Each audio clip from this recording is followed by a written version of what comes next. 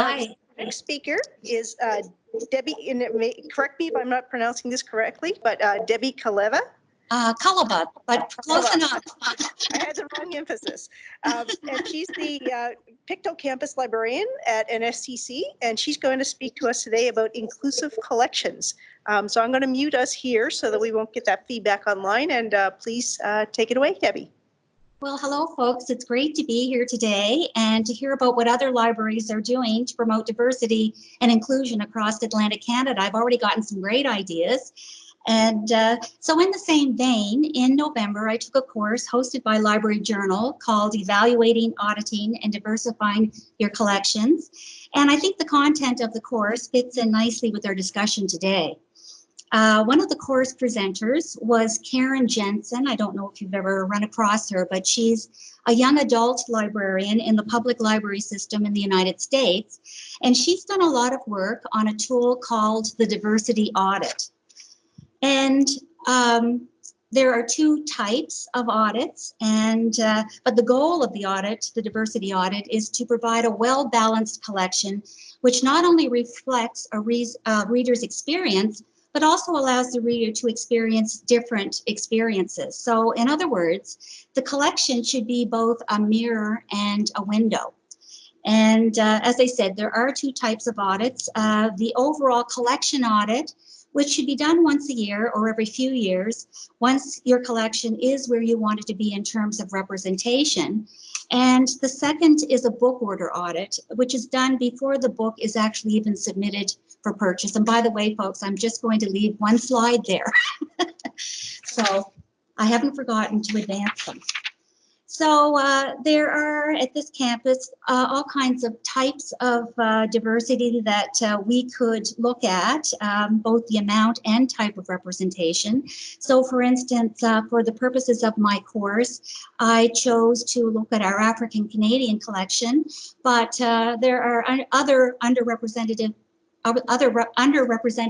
communities such as the Indigenous, African Canadian and Black and Asian communities, as well as the LGBTQ2SIA+ community, socioeconomic diversity, people with differing abilities, mental health and mental illness, and so on. You can choose whatever you wish to do. But as I say, for the purposes of my course, I chose to have a look at our African Canadian representation. So there are two steps in a diversity audit. And the first step is actually collecting the data. And this is the most time-consuming part of the process. So to do this, and I'm not going to go into all the particulars, but it's important to run a shelf list for your collection, the entire collection, or just the part of the collection that you're going to look at. And if possible, import the shelf list into Excel, which allows you to manipulate data, hide columns, add columns, and so on. And then the really time-consuming part of this audit is examining each title in the, I guess, the part of the collection you're looking at, and keeping a tally of each element you are measuring. So for instance, are you measuring male-female representation, ethnicity, books written in the author's own voice, and so on. So that is the time-consuming part. And I know that, you know, some of us have very large collections, so it would be probably the best idea to just take a portion of the collection and look at that. And that's what I did. I just looked at our African Canadian titles for the purposes of the course. And so I was startled to find out that we have about 1.47 of our collection, 1.47% that is.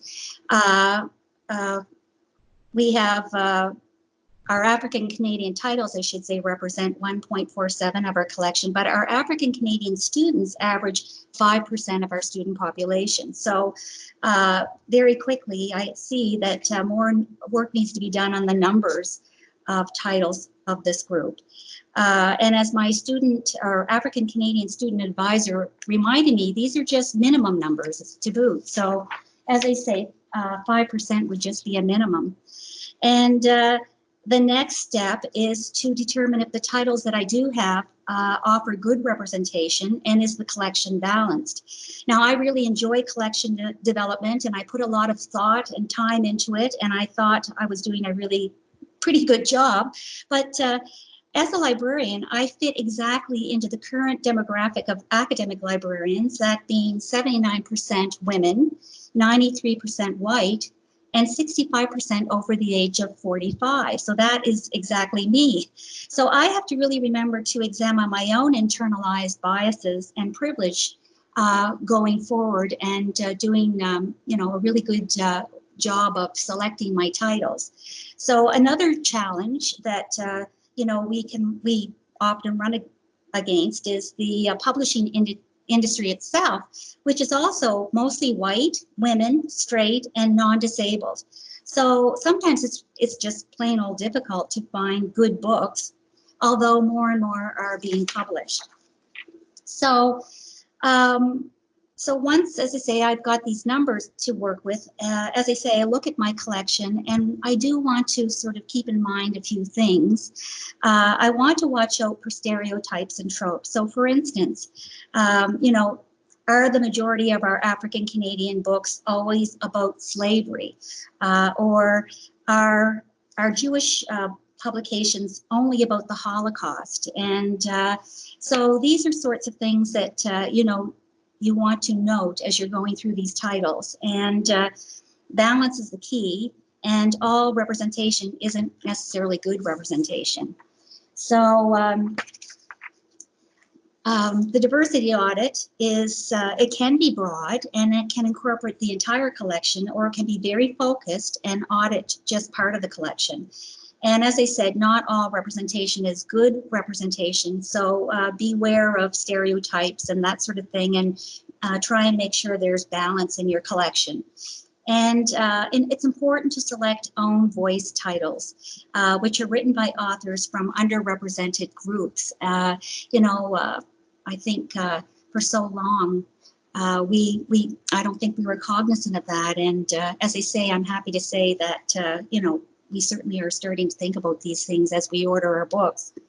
And once the collection is in good shape, and you're, fairly confident that your representation is pretty good in all these marginalized communities, then you can start, like I say, looking at or doing an audit like as you order a book. So the collection is in good shape, and going forward, before you even order a book, you would sort of look at the various criteria, and then place your order.